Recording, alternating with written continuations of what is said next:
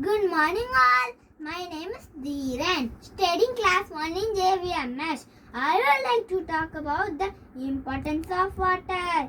Hi, I am a tiny water drop. What you see right now is just a part of my entire family. Millions of drops like me from ocean, lake, drinking water and even water in the swimming pool. For your waterful future, spend few minutes now. From the time you wake up in the morning till you go to bed, you're using me a lot. But actually you are wasting me. This lady is busy in washing the cloth. She doesn't know how much she wasting me.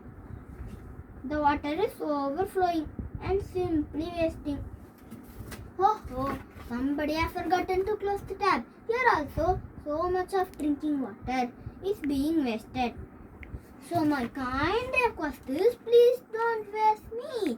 Save water, save rain for your better future. Thank you.